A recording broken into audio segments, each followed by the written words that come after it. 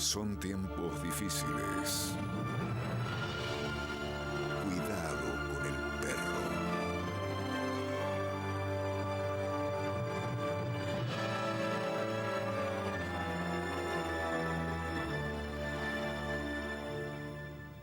¿Qué tal? Buenas noches.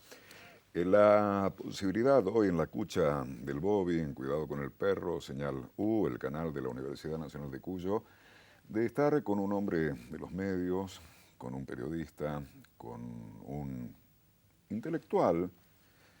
De un tiempo a esta parte no cotiza en el prejuicio de la bolsa de los argentinos, el intelectual, la intelectual, los intelectuales, pero muchos seguimos tirando una ficha allí. El gusto de presentar esta noche en nuestro Cuidado con el Perro a Ariel Robert. Buenas noches. ¿Cómo estás, Ariel? Muy bien, un gusto y tal vez exagerado, porque yo intelectual lo miro como un elogio, ¿no? Digo, esto que trabajar con el intelecto, a pesar de que uno al menos lo procura, me parece un elogio.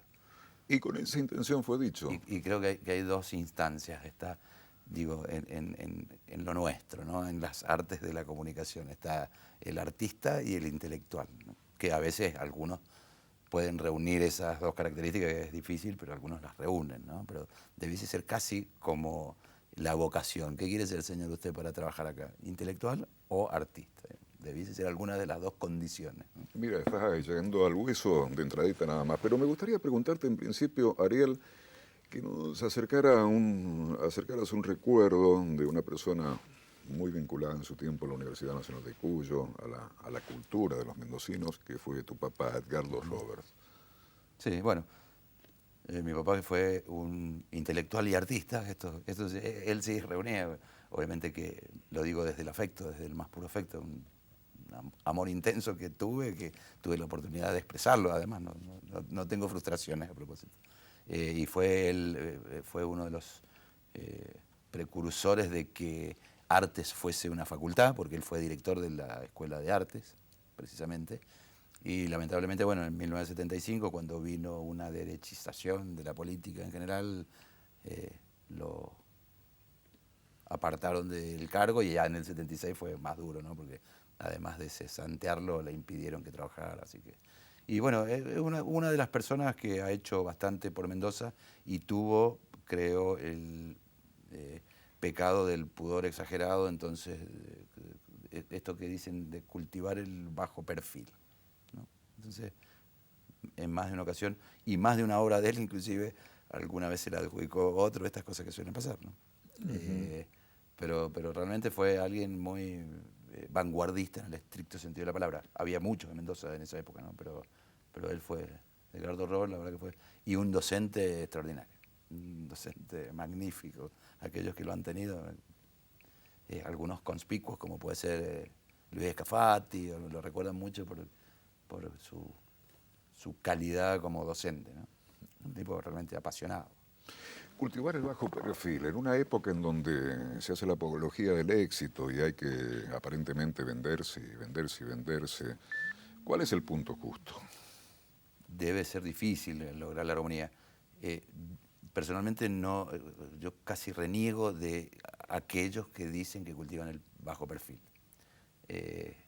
Porque me parece que si alguien tiene un mérito y tiene una virtud y tiene un talento que puede ser adquirido, que puede ser elaborado, que seguramente es estudiado, no solo por una cuestión espontánea y genuina o divina, como algunos creen, me parece que tiene que exhibirlo, me parece que los demás tienen que no solo conocer la obra, sino conocer a la persona. Yo creo que esto de escindir de manera absoluta a la obra de la persona es difícil y de alguna manera es hipócrita. Entonces me parece que aquella persona que tiene su capacidad y su talento no necesariamente debe esconderse, ¿no? Claro, soy artista, ahora Sí, soy ser humano. sí. ¿Cómo? Sí, y yo soy quien hice eso porque además esto da la posibilidad de decir que no hace falta ser un héroe ni un ídolo para hacer algunas cosas muy buenas. Con un ser humano suficiente. Ser humano, ser cabal, ser consciente, digamos, me parece que son cosas que por ahí hasta las despreciamos, ¿no? Entonces, creemos que tiene que ser esto, ¿no? Cuando hay alguien muy talentoso, voy a ir al fútbol, que es una tarea que creo que nos comunica ahí bien, es marciano. No es marciano.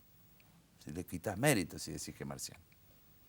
Claro, es un ser humano que juega muy bien. Es un ser humano que juega muy bien y que hace las cosas para que no pierda esa capacidad que tiene. Entonces, que se esfuerza, que entrena o no, o que al menos es consciente de su talento. Entonces, si es marciano, es una buena manera de decir yo jamás voy a poder hacer algo así y nadie más va a poder hacer algo así porque es un tocado por el Señor, no sé. Ariel, es inevitable, te presenté como periodista, pero es inevitable que te pregunte cuál es tu actividad. Ah, Mi actividad, entre otras, es ser periodista, porque escribo, lo hago porque me gusta, me interesa mucho. Luego, la palabra aproximada sería ser docente adentro de una redacción multimedia, que es una experiencia muy única, en donde convergen todos los formatos de medios de comunicación actuales, diario, televisión, radios y diario en las dos versiones, en la versión típica de papel y en la versión digital. Entonces, esto. Y por otro lado, tengo una obligación un poco menos simpática, que estoy como gerente general del Canal 7, que ahí me tengo que ocupar de todos los aspectos, administrativos, económicos, publicitarios, artísticos. te pregunto muy ignorantemente y físicamente, con visión de actor, porque uno piensa que la vida es una suma de hechos físicos. Estamos hablando con todo el respeto que puede merecernos, de una FM con 2 empleados y con un nivel de contenidos que en una de esas es 0,3% y se manda al aire así, o estas experiencias online que también están apareciendo en el juego de la comunicación. Estamos hablando del multimedio 1. Me pongo en tu lugar. ¿Cómo tenés un enfoque de todo ese universo y cómo manejás lo que tenés que manejar? Uno de los principios que yo traté de respetar, que lo aprendí y no podría, no por ingrato, digo, sino por desmemoriado, adjudicárselo a alguien, porque no recuerdo si lo escuché de alguien, pero digo, así como para que uno aprenda a hablar necesita escuchar y necesita saber escuchar, no solamente escuchar como una cuestión compulsiva, y para saber pintar como los grandes hay que saber mirar antes, no tiene que ver con una cuestión motriz de la mano, ni solamente del pincel y de la paleta o la tela, hay que saber mirar y hay que tener en la cabeza mirar, cómo se mira, qué es lo que uno va a terminar mirando. Es un poco la comprensión que yo hago de la administración, diría, de los medios de comunicación. Contemplar esto, que en definitiva es atender el objeto de por qué hacemos comunicación y de para qué hacemos comunicación, que tiene que ver con los públicos, ¿no? Esto es siempre ponerse del lado del público, pero no como una cuestión demagógica, si querés, como una cuestión económica. La mejor manera de poder interpretar es ponerse del otro lado, que es el lado del público. Entonces, a partir de ahí, uno puede, bueno, intervenir en la construcción de mensajes y ponderar las virtudes de cada una de las personas que hacen los medios, ¿no? Que no soy yo, digo, pero las diferentes cualidades que tienen las personas son realmente asombrosas, interesantes, los matices de un periodista con otro que tal vez se formaron juntos y hasta pueden ser, no sé, como los Sevilla, que son mellizos, y sin embargo son muy distintos, ¿no? Las capacidades y las habilidades y cómo se manifiestan con el otro. Bueno, arbitrar esto y tratar de interpretar a los públicos es una tarea que requiere intelectualmente, no como una virtud moral, humildad en el estricto sentido de la palabra. Es decir, no descartes esa mirada, no descartes ese juicio inclusive, ¿no? Claro, esa participación. Humildad casi en términos de inteligencia práctica. Sí, efectivamente. Humildad en esto, ¿no? De la misma manera que un alumno para aprender lo único que tiene que tener es humildad. Y humildad es no ir a juzgar al profesor, sino escucharlo. Y tratar de quedarse con lo que el profesor está diciendo, quedarse, ¿no? Para después administrarlo, ¿no? Se me disparan 400 asociaciones y no sé bien cuál elegir. Por ejemplo, se me ocurre preguntarte, aquello de Marshall McLuhan, el medio es el mensaje. ¿Por qué, así como si estuviéramos en el barrio, por qué desde hace años, siglos, sobreactuó ni Will es ni Will, y es una puédelo todo de la audiencia, y Canal 9, lo hago esquemático, Canal 9 es la otra cara, la cara idéntica desde la televisión. Sí. No hay con qué darle a Canal 9, No. no hay con qué darle a Niwil para ir al Sí. hueso. Me gustaría saber Canal 9 porque me gustaría tener el éxito que tiene Canal 9 con Canal 7. Primero lo digo con honestidad absoluta, con franqueza cruda, ¿no? Por muchas razones, inclusive porque hay cuestiones que tienen que ver con... A ver, yo te podría explicar, no hay una explicación fáctica actual para decir por qué al 9 lo elige más que al 7, porque si fuésemos a contabilizar los aportes, la cantidad de gente que trabaja mucha más gente en Canal 7 que en Canal 9, bueno, un montón de cuestiones de carácter técnica en donde todo indica que debiese verse más el 7 que el 9, ¿no? Entonces, bueno, hay algunos fenómenos que son procesos largos, no son procesos cortos. En el caso de Niwil, va a sonar jactancioso y es jactancioso quizá, pero Niwil hace 30 años atrás era tercera entre 4 radios. En Mendoza había 4 radios, que eran AM únicamente, todavía no venía la FM, 30, 35 años. Y Niwil estaba en el tercer lugar de esas 4. En ese momento, por un fenómeno que tenía la radio, que era Servando Juárez en la mañana y Tito Pagesto, un gran equipo, y Oscar López Pájaro en su momento, lideraba la primera mañana Libertador, luego LB10, que siempre fue una radio importante en todo sentido, inclusive hasta técnicamente. Luego venía New Will y después Nacional. Esta era la composición de elecciones de público. Sí, New Will siempre tuvo, y inclusive en esa época, una preferencia por parte de algún público que estaba más orientado hacia la dirigencia, digamos, o sea, más pequeño, pero dirigente. Esta era la composición.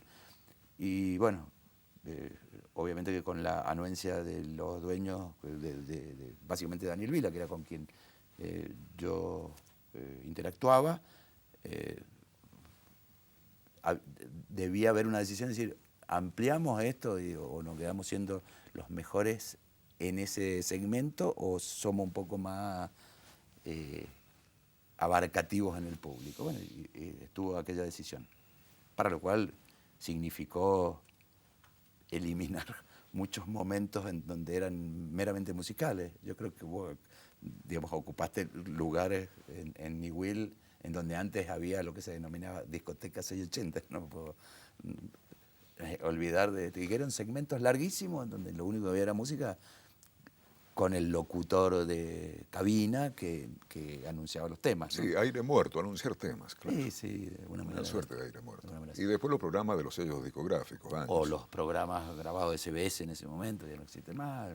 Entonces, bueno, la idea fue modificar. Ahí fue cuando intervino, bueno, Jorge Sosa, gente muy importante, y casi fue la reversión de la radio. Jorge Sosa, que venían ellos de una experiencia en donde vos también estuviste, de Habitantes de la Noche, pero que era como descolgado de la radio en Mendoza, eso.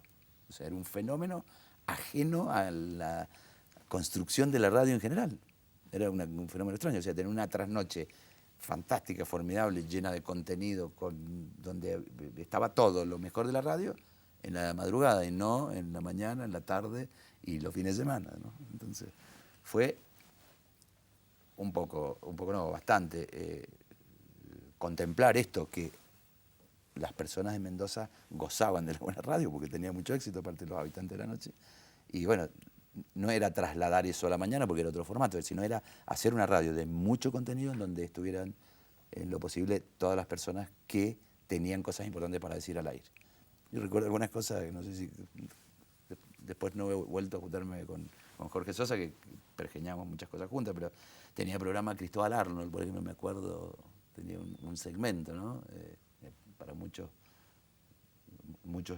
ni siquiera saben quién es Cristóbal Arnold, que fue un gran actor y director de teatro, padre de un gran director de teatro, esposo de una gran actriz. Participaron, mi papá también ocupó un espacio antes de que yo dirigiese la radio, en ese nuevo formato de radio, ¿no?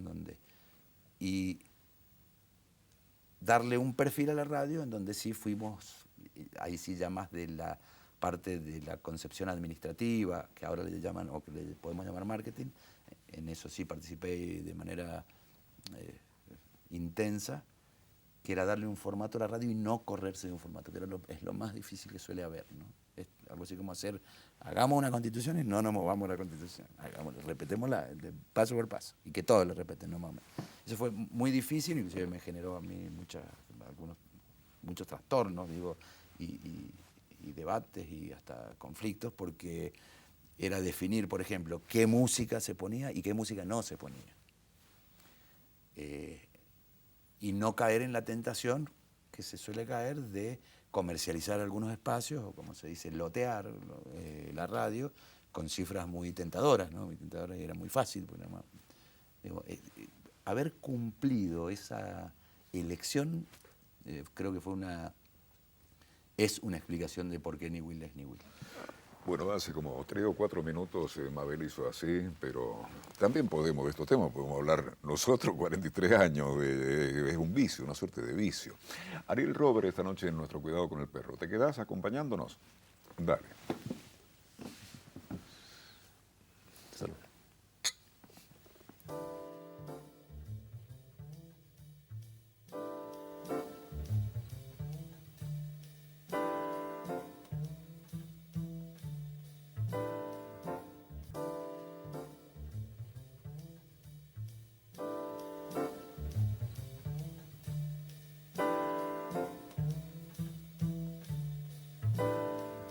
Bien, Ariel Robert, esta noche en la cucha del Bobby, Cuidado con el Perro.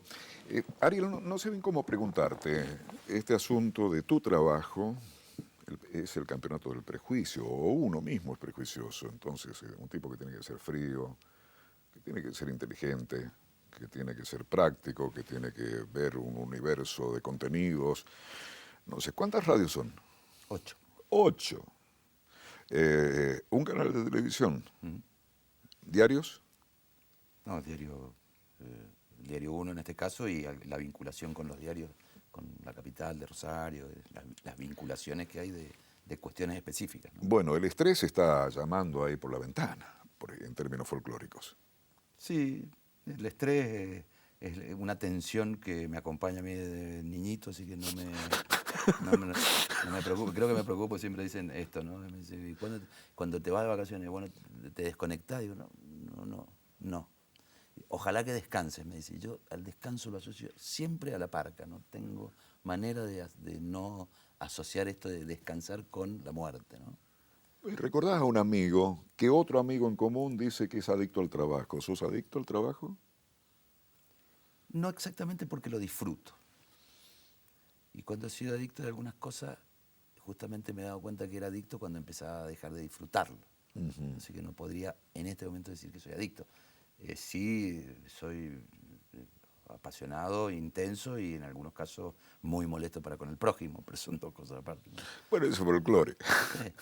A ver, adicto en general, dicen algunos especialistas médicos que la adicción en realidad nos acompaña a algunas personas y que elegimos de qué ser o por qué o para qué ser adicto, digamos, no necesariamente. Tal vez si es el trabajo uno lo vuelca al trabajo, o si es al alcohol lo vuelca al alcohol, etcétera, ¿no? Es como que hay una tendencia adictiva y uno la maneja o no la maneja, ¿no? O uno al menos la conduce hacia algún horizonte, ¿no? Claro. Vuelvo al prejuicio y lo sobreactúo. Un hombre que tiene que hacer tu trabajo, que debe ser frío, debe ser técnico, debe ser preciso, bla, bla, bla, tiene esta otra dimensión, esta otra naturaleza de personalidad tuya, de una vocación por lo intelectual, por las letras, por la expresión a través de la escritura, por el arte. Yo en realidad lo emparento, digo, más allá de que ojalá lograra ser bueno en lo que hago.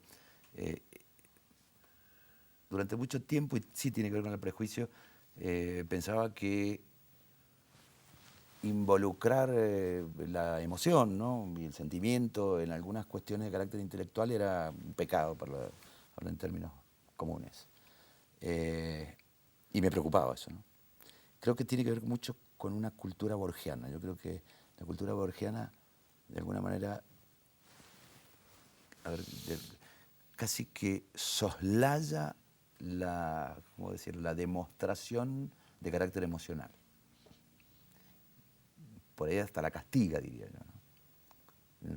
Recuerdo esto del fútbol, ¿no? Del fútbol, cada vez que acudían a Borges por algo que tenía que ver en general con lo popular, no solamente con el fútbol, Borges se encargaba en realidad de denostarlo groseramente, ¿no? Eso de que eran 22, un poco estúpido corriendo detrás de un balón. Y si uno hace una lectura muy técnica, es probable que sea eso, ¿no? Es probable que sea eso para alguien que no le guste, ¿no? Pero no es eso. No, no es eso. Claro, digo, Eh, y me parece, he encontrado en algunos autores respaldo de perder esto de no emocionarse y de no ser sensible. Dostoyevsky, por ejemplo, Dostoyevsky hace decir a algunos de los personajes que para ser perfecto le faltaba la parte sensible emocional, ¿no?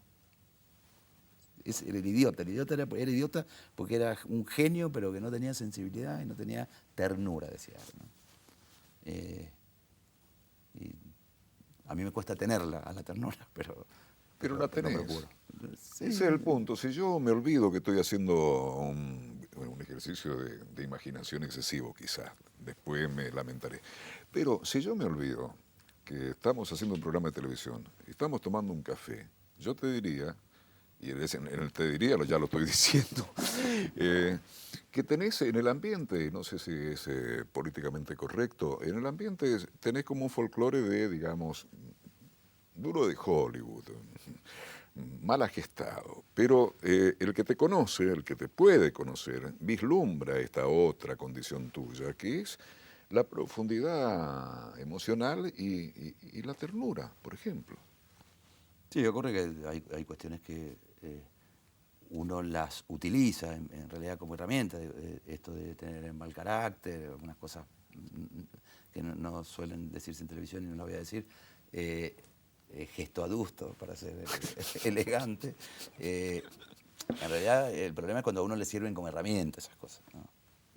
Vienen conmigo, o sea, no voy a decir, hay cuestiones que no se pueden adquirir por más ejercicio que se hagan. O sea, la simpatía uno no la puede adquirir porque no tiene que ver con un montón de factores, pero hay algunas cuestiones determinantes que hace que lo peor que puede pasarle a alguien que es antipático es pretender ser simpático, ¿no? Porque ahí pasa a otro terreno que es más parecido al ridículo.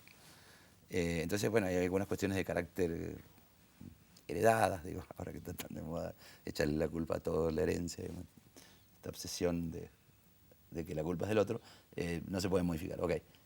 Pero acentuarlas, que a mí me pasa, y yo me doy cuenta, soy consciente en más de una ocasión, digo, ¿no? Soy intolerante, ok, pero no manejar la intolerancia, y es una actitud despótica bastante antipática que yo en otro la juzgaría muy mal. Y no es bueno, digo. Y me reconozco como no bueno en eso, ¿no? En tener ¿Qué te gusta escribir? Me gusta escribir, me gusta contar y me gusta la literatura como cosa, como, en estricto sentido como cosa. Así que me gusta escribir en general. Para poesía me falta elevación, aunque me encanta leer poesía, ¿no? Tal vez me siento un poco más preparado para escribir ensayos y he hecho algunas cuestiones. Tengo demasiadas cosas inconclusas, trabajos literarios, ¿no? Y alguna vez lo que empecé a ensayar casi como desafío para alguna gente con la que trabajo y desafío de acción. Dicen que el escritor, que me gustaría hacerlo, necesariamente todos los días tiene que escribir, no importa si qué, cómo, si con virome o con máquina, y si de cosas superficiales, banales o de cosas muy profundas. Bueno, y yo tengo ese ejercicio, ¿no? Y alguna vez discutiendo con algunos colegas, decía, no, uno no puede escribir tanto o con tanta frecuencia para un diario específicamente. Entonces yo a mí mismo me desafié a decir, bueno, voy a hacer una columna diaria, una columna, darle una forma a columna. ¿Y por qué una forma? A diferencia de cuando uno escribe libremente o otro tipo de texto, porque estás muy acotado a los espacios. Y ahí uno advierte que es mucho más difícil hacer una cosa, es mucho más difícil la síntesis que explayarse libremente, ¿no? Mucho más difícil. Y ahí empecé también a darle más importancia al continente que al contenido.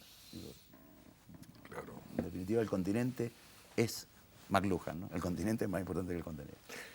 ¿Qué tenés ahí? Y traje, a propósito de tu invitación, dos cosas, digo accidentales porque ha sido una noche accidentada eh, y tenía 2 impresos, así que traje 2 cosas, una que sí fue una columna publicada y otro que no. ¿Eh? Y además la traje porque casualmente tuve la oportunidad hace poquito de estar en Barcelona, que fue un lugar que me pareció lindísimo, muy singular. Y estas casualidades que hablo algo o toco el tema, ¿no? Dale. Bajos intentos era el título y dice algo así: todo esfuerzo fue inútil. La cuestión del fútbol inunda el horizonte. El recuerdo suele ser difuso. Luego, al rememorarlo, se le agregan aditamentos, anécdotas que sumadas a versiones periodísticas convierten un hecho vulgar en un acontecimiento histórico. Y un accidente, o acaso una decisión menor, circunstancial, que no reviste gran importancia, con el tiempo y la deformación oral, adquiere una dimensión moral que en definitiva sirve para que no desaparezca la esencia del recuerdo. No podría calificarse como malversación histórica, pero tampoco alcanza para que gane la carnadura de mito. Esto es lo que pasó cuando se hablaba de la deserción del crack Johan Cruyff en el Mundial del 78 jugado en Argentina. Se tejió un buen argumento. Había datos que le daban verosimilitud.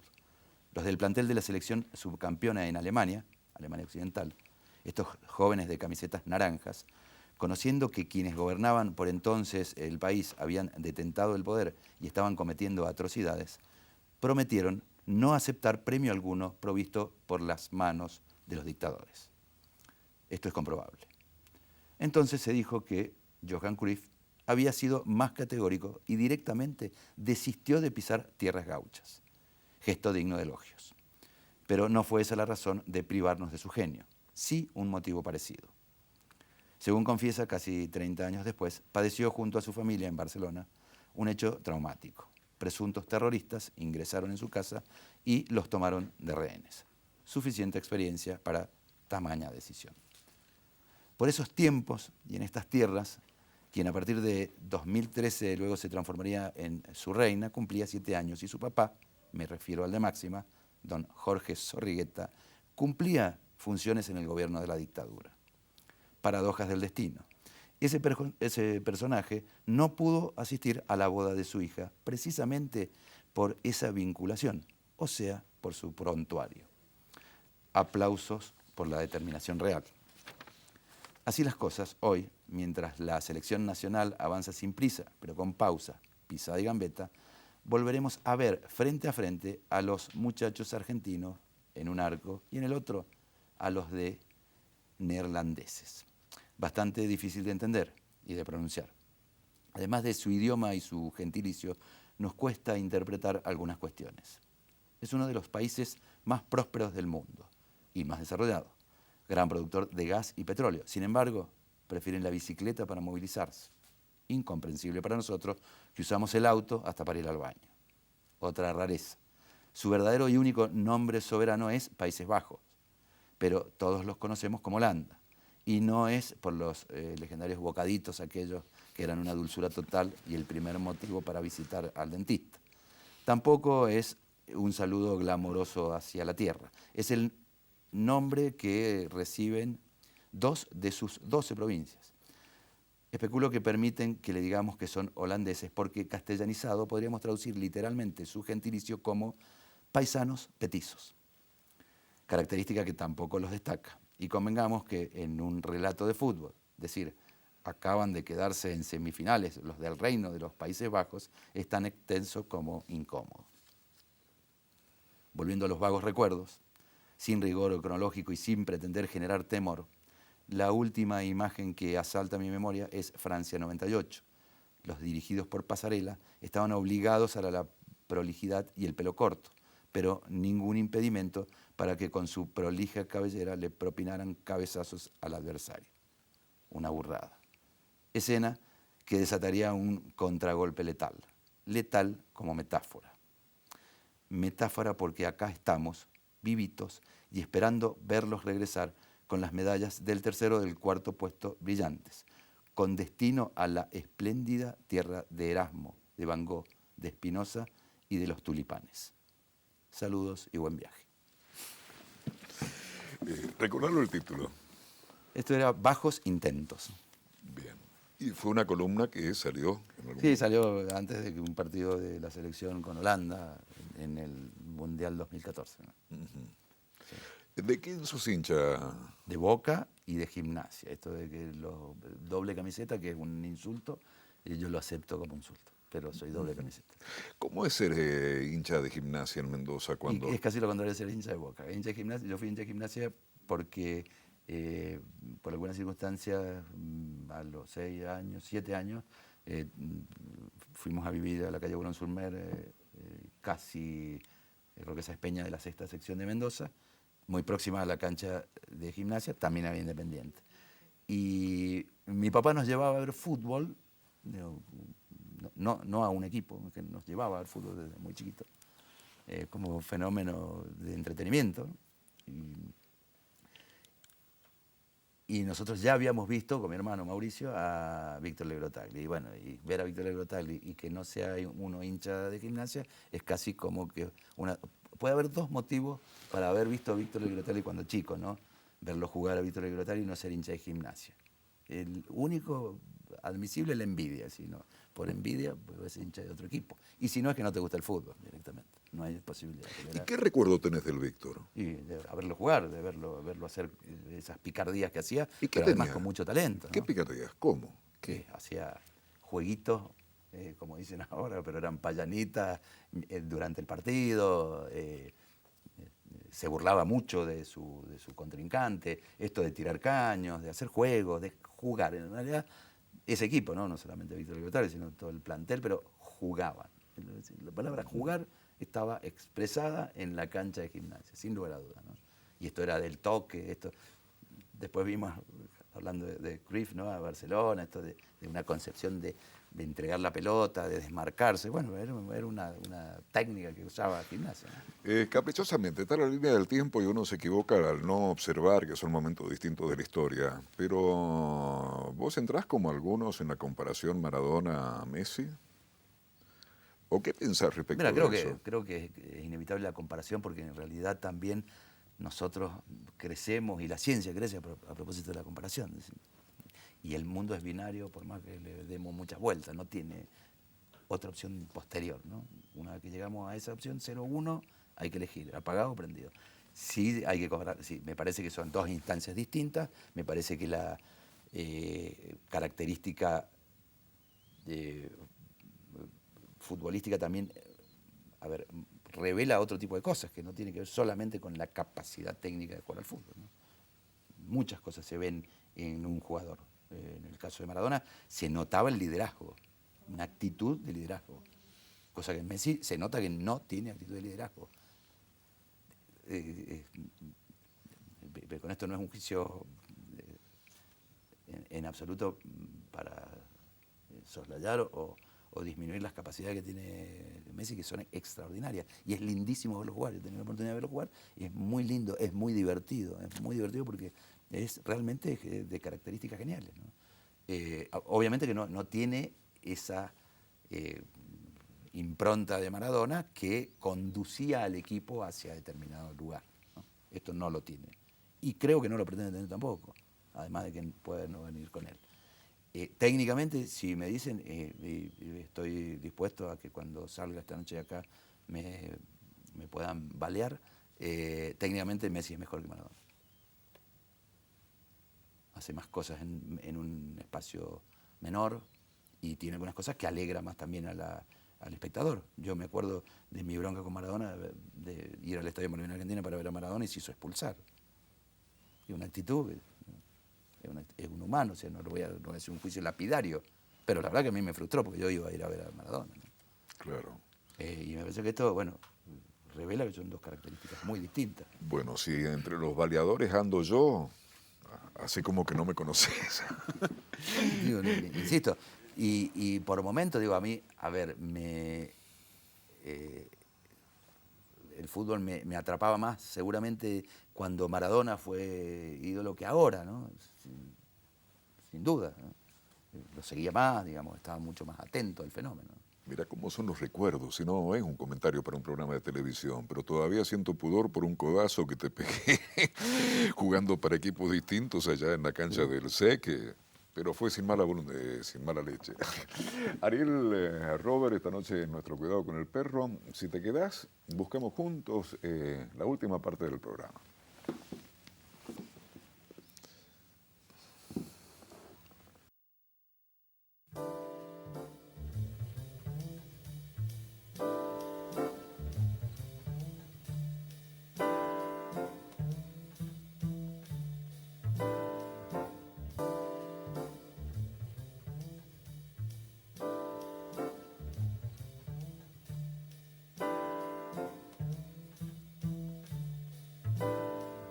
Periodista, hombre de medios, hombre de la cultura, mendocina, también Ariel Robert, esta noche en nuestro programa.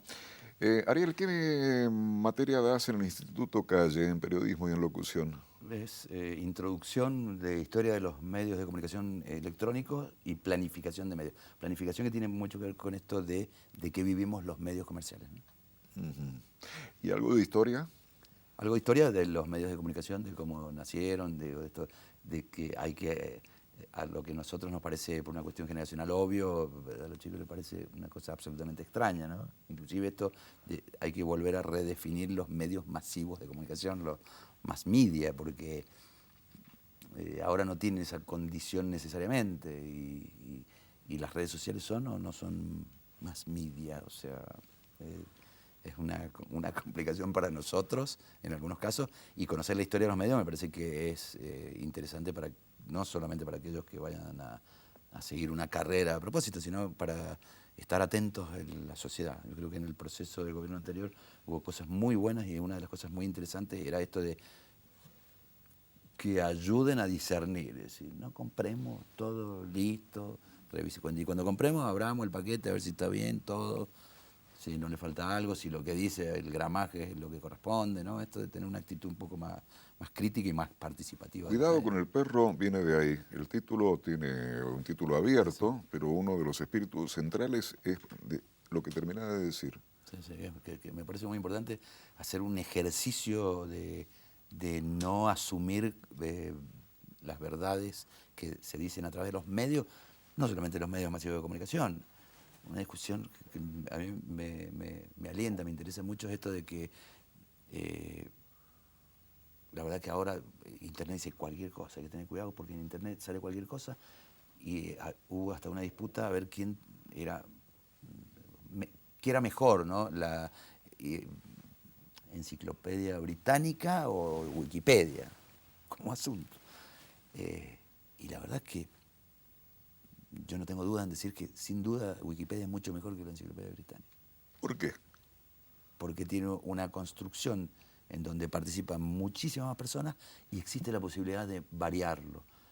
En cambio, en la Enciclopedia Británica lo dijeron 4 que yo no los conozco y dudo de su veracidad o de que no tengo una intención, en algunos casos buena y en otros casos aviesa, haber publicado eso. Toda reducción, en definitiva, expresa una opinión, no hay algo que no esté opinado, ¿no? Y entonces me parece más interesante. Y es muy divertido Wikipedia, porque Wikipedia también tiene esto de que es absolutamente contradictoria. Cuento una anécdota.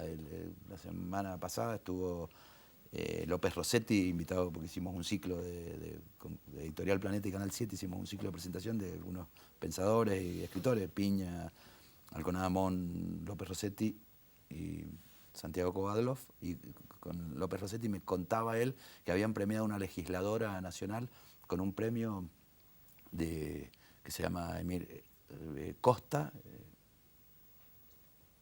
Emar Costa, que era una legisladora sanjuanina. Y la verdad que yo lo desconocía el tema y el premio mucho más lo desconocía, ¿no? Sí, importantísimo. La primera legisladora latinoamericana, o sea, la primera legisladora, la primera vez que una mujer se sienta y yo me quedé con la duda porque tenía la certeza de haber leído mucho sobre Pancho Villa, sobre la historia de México de principios del siglo pasado, que es muy interesante y entretenida, y recordaba, se me había pregnado Carrillo, que era una legisladora, y por la cuenta no me daba. Entonces digo, bueno, mientras estaba López Rossetti, que le estábamos haciendo una entrevista, y voy a tratar de corroborar, digamos, si bien no es la gran fuente. Y leo lo de la legisladora esta que me decía López Rossetti, dice la primera legisladora latinoamericana, que había sido legisladora en San Juan, únicamente para San Juan. Y cuando hablo de Carrillo, apelando a mi memoria, dice legisladora en México en 1900, 10 años antes. Las dos versiones lo daban la misma fuente, ¿no? Que era contradictoria. Sí. Entonces, digo, es simpático porque va a ver que esto exige leer las dos cosas, no una sola. No quedarse, inclusive en esto, hasta con el error, ¿no? Bien, ¿qué tenés para leer? Porque nos gusta escucharte hablar, me gusta, a mí uno no puede hablar por gente que está del otro lado de la pantalla, que es un error que solemos cometer de este lado con un maestro ciruelismo que creo que hay que combatir entre tantas cosas. ¿Qué otro texto trajiste? La verdad que habla no de la improvisación, sino de lo accidentado. Y esto se llama de otra naturaleza, aunque también con este formato de columna, se llama El precio de soñar. Pretende ser un poquito más testimonial por una cuestión que pasó y por una cuestión que va pasando en Mendoza, y esto sí tiene más, o procura tener un poco más de rigor en lo periodístico de Mendoza, ¿no? Dice, el insoportable misterio que proporciona la muerte es lo que nos enferma. Esto de no poder indagar qué es mejor y peor ante el inevitable último suceso de cada individuo, provoca todo tipo de dolencias y patologías. Quizás la menos estudiada al respecto es la más difundida, la estupidez. Pagaríamos fortunas para poder consultarles a los difuntos si hubiese preferido otro tipo de muerte. También ahí reside otro problema. Como no se conoce que alguien muera más de una vez, sería dificultoso saber por cuál optaría. Sospechar la historia, aunque no sea considerado como tal, me atrevo a decir que también es un vicio muy divulgado. Comenzamos a elaborar hipótesis tales como si fulano no hubiese decidido ir en tal dirección, no hubiese producido el accidente y hubiésemos evitado la muerte de X. No está mal como ejercicio imaginativo y es de enorme utilidad para la literatura, pero en el terreno político no sirve. Y no solamente carece de utilidad, porque es peor, también es inicuo. Confundir el diagnóstico es dañino. Volvamos a los números. Ayer tratamos en el programa televisivo el asunto de drogas y narcotráfico en Mendoza, porque Mendoza tiene algunas particularidades, las cuales deben ser observadas para que la generalización no trastorne el análisis. La buena voluntad no alcanza, y mucho menos si una problemática tan actual como compleja se aborda desde el utilitarismo político y desde un ángulo tan cerrado que no permite ser penetrado por la realidad social, esa realidad del barrio, esa realidad que no necesita investigaciones de Sherlock Holmes, que basta con bajarse del vehículo cuyos cristales polarizados aumentan la distancia que hay entre muchos dirigentes y las esquinas de una Mendoza que ya no es la bucólica que pretendemos vender. El narcotráfico es una actividad criminal y existe, no es solamente porque haya personas que quieren consumir sustancias prohibidas. Es una actividad criminal y comercial, un negocio cuyo volumen es ya inconmensurable. No persigue fines religiosos ni filosóficos, por lo que pretender erradicarla desde la moral es inútil o hipócrita. Claro que la vinculación es inexorable, pero son dos problemas bien distintos. El consumo actual de marihuana crece, también el consumo de alcohol, y mal podríamos culpar a los bodegueros, por ejemplo. Y algo que parece que ya no genera irremediables lesiones es el cemento de contacto, Poxirram, como se conoce por su marca más conocida. ¿Solo yo veo a esas criaturas con bolsitas de nylon respirándolo? Ahí no interviene el narcotráfico. Tampoco podríamos culpar a las estaciones de servicio, ya que ahora los adolescentes le agregan nafta al alcohol. invito a que hagamos el ejercicio de suposiciones fantásticas. Estimemos que desde mañana, en Mendoza, nadie más fuma marihuana, aspira cocaína o se inyecta heroína. ¿Esto eliminaría a Mendoza de la ruta de la droga? Difícil.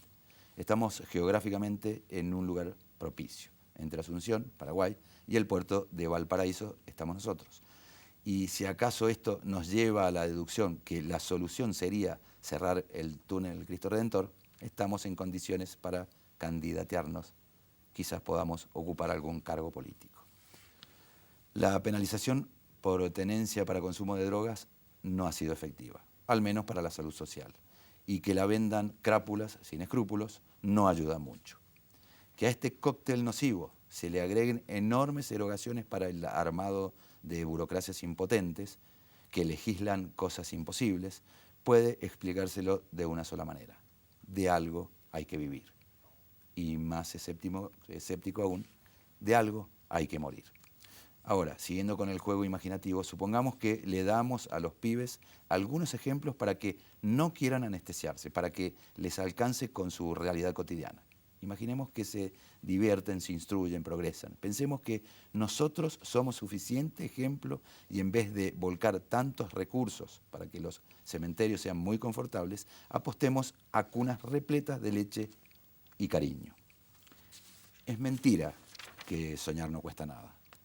Cada vez se venden más drogas para inducir a un buen descanso, aunque es una pena. Por consumir de esas no hay penalidad.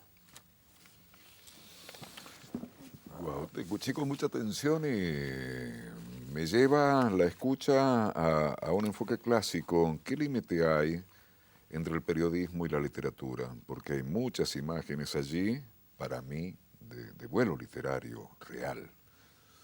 A ver, hay una pretensión. Yo creo que el periodismo debiese procurar acercarse a la literatura, porque son de la misma mamá, es una misma materia. Esa cosa que alguna vez, inclusive en las escuelas y en las universidades, decían que había que ser ascético o había que ser objetivo y que en realidad lo que hace es dañar bastante técnicamente al periodismo, ¿no? Hace poco, y lamentablemente se murió García Lupo, digo que es un buen ejemplo de que el periodismo debe ser literatura y buena, ¿por qué no? Aquel que haya tenido la posibilidad de leer, por ejemplo, no sé, las recopilaciones de Hellman, de Juan Hellman, de las contratapas que hacía en Página 12, son obras, son piezas literarias, cada una de esas contratapas, como él, Sasturán en su momento, o sea, no solamente los grandes y premiados, ¿no? Y creo que hay que procurar hasta a eso. Esto de que dicen, y no, pero ahora los chicos no leen y no comprenden textos. Dicen que es un problema serio, no lo estoy soslayando ni restando la importancia, pero dicen los jóvenes, los adolescentes no tienen comprensión de texto. A veces a mí me pasa con gente amiga inclusive que yo tampoco los comprendo. No comprendo los textos, no comprendo lo que están escribiendo, no comprendo lo que dicen, no comprendo cómo lo dicen. Me parece que estamos siendo un poco poéticos, ¿no? De poco desarrollo, puede ser pueril lo que digo, pero me parece que hay poco amor para hacer lo que se hace. Y cuando hay poco amor, difícilmente se entable esa comunicación necesaria. Que creo, tampoco es que los de antes eran genios, creo que le suministraban una dosis de amor mucho más importante, ¿no? García Márquez era periodista, eran periodistas, siempre recuerdo que hubo una acción trunca con Tomás Eloy Martínez, Rodolfo Terraño y García Márquez, que hubiese sido una linda, me acuerdo haber leído cuál era el proyecto, que era muy lindo, de diario, ¿no? Eran periodistas, está bien, con una formación en algunos casos, en la mayoría de los casos mucho más rigurosa sobre la literatura, pero y hacían periodismo, sin duda que hacían periodismo. Y sí creo que cada vez más difuso por otro, que creo que es cada vez más difuso poder detectar cuál es la realidad y cuál es la ficción. Y esto no es una figura lo que estoy diciendo, lo digo seriamente. Políticamente lo digo. Aquellos que leímos lo de Huntington, dentro de poco vamos a hablar del tema de Huntington, que se llama lucha de las civilizaciones o la guerra de las civilizaciones, que muchos dicen presagiaba un poco lo que está ocurriendo ahora con el yihadismo y algunas cosas. Yo tengo la certeza que no es que lo presagiaba, es que lo impulsaba. No él, digo, él ha sido obviamente un escriba de los poderes de Estados Unidos, ¿no? Entonces no es que qué capacidad tiene para saber que va a ocurrir tal cosa. No, es que él es uno de los factotum para que ocurriese esa cosa. ¿Se entiende esto? Sí, Entonces absolutamente. es difícil esto de discernir entre qué es realidad y qué no es realidad. Una de las pocas cosas que yo disiento con Perón, a quien admiro profundamente, es esto de que la única realidad es la verdad. Creo que no, de ninguna manera. Sin entrar en tema, porque no tenemos tiempo, algunos pensamos que lo que está pasando en el país, esencialmente más allá de lo coyuntural, desde hace 7 meses, 7 años a esta parte, mejor dicho, es una guerra de poder con uno de los vehículos a través de fuego mediático. Pero en el espíritu, colgándome del título del programa, te vuelvo a preguntar, ¿cómo hace un ciudadano común para creer o por lo menos dudar? Había una frase en ciencias políticas, la duda como ejercicio de la inteligencia práctica. ¿Cómo hace un ciudadano común para informarse con mediana confiabilidad? Sobreactúo la pregunta. No, necesariamente tiene esto que vos dijiste, creer, tiene que creer que esto tiene una porción importante de fe. O sea, tiene que ver con la voluntad de creer que lo que me está diciendo es verdad. Necesariamente. Y lo que no puede estar de manera crítica tomando eso como incontrastable, porque no existe tal cosa. Pero sí, inclusive hasta para la elección de un medio, yo diría que hay que tener fe. O sea, hay que forzar y decir, le voy a creer a esta gente. Porque le voy a creer de alguna manera lo está diciendo desde un costado que me es común a mí y es una parte de la verdad, ¿no? Creo que la verdad es un prisma de tantas caras como realidades existen y como individuos existimos, ¿no? Es muy difícil poder, no creo en esa verdad absoluta. Entonces, y hay algunas cuestiones que creo que se develan por su intención y por su intensidad, más que por su intención. Lo de Clarín. Si antes había duda de que tenía un propósito, bueno, ahora ya la duda está absolutamente curada, ¿no? Porque ya no hay alguien que no pueda advertir que hay una intención, meta-intención y pro-intención de al menos destruir algo. No sé si de construir, pero de destruir algo. En donde la verdad que lo ejercen sin pudores, ¿no? Y con una posición hegemónica que es admirable por su verticalidad. Quienes estamos en medio decimos, ¿qué poder realmente tiene esta gente? Porque no hay, creo que, un mínimo espacio en donde alguien disienta. No así, pongo el otro ejemplo, para quienes hacemos periodismo, que es el diario La Nación, que es, si querés, sí, desnuda siempre su posición conservadora, mitrista, etcétera, pro-militar, que recuerdo, y recuerdo muy bien, ¿no? Que cuando ganó ahora Macri, hizo una editorial, que una editorial, para aquellos que no saben, es lo que firma el diario, la institución, digamos, ¿no? No es que lo firme una persona, lo firma una institución en donde de alguna manera instaba a las nuevas autoridades a que hagan algo que están haciendo ahora, que es liberen a los presos por delitos de lesa humanidad, y que se le reveló la redacción, inclusive al CONADMON, algunos firmantes de tapa de La Nación hicieron una nota de repudio hacia esa editorial. ¿Sí? Esto pasa en La Nación, que es el modelo de diario, porque la verdad que técnicamente tiene, bueno, ha escrito, bueno, muchísimas plumas muy interesantes. Y está concebido de manera muy sólida. Pero se le revelaron y hicieron en el propio Diario de la Nación, hicieron una publicación en donde se apartaban de esa editorial, que pareció fantástico. Sí, claro. ¿Sí? En Clarín eso no ocurre nunca. ¿No? Modelo de decir, esto es lo que pensamos todos, y lo pensamos todos, y hay un sistema de persuasión también, porque ahí hay periodistas de alguna estatura que no compran tan fácilmente, ¿no? La verdad que es admirable como construcción. Y recuerdo, a propósito de decir esto, uno de los intelectuales muy importantes y muy interesantes por los medios de comunicación, ojalá que lo estudiemos mejor, ¿no? Que es Habermas, que aún vive, inclusive, a pesar de sus muchos años, alemán, de Frankfurt, de aquel proyecto muy interesante intelectual. Y decía de los medios de comunicación, y luego lo agregó con los multimedios, como en el caso donde trabajo yo, o Clarín, o otro, o La Nación misma, decía que son partidos políticos inorgánicos. Esa fue la definición. Me parece brillante, ¿no? Y es verdad, son partidos políticos inorgánicos. Bueno, Aliberti usó la expresión partido mediático, pero partido político inorgánico, qué potente. Claro, porque ahí le quita, lo mediático es casi una herramienta que está muy bien, pero esto es directamente político, o sea, no es que además. Más explícito y más técnico. Más explícito, Es claro. perfecta la Más imagen. explícito. Sí, sí, Es sí. política, hay una búsqueda política. Pero el mundo está viniendo así. Sí, el mundo,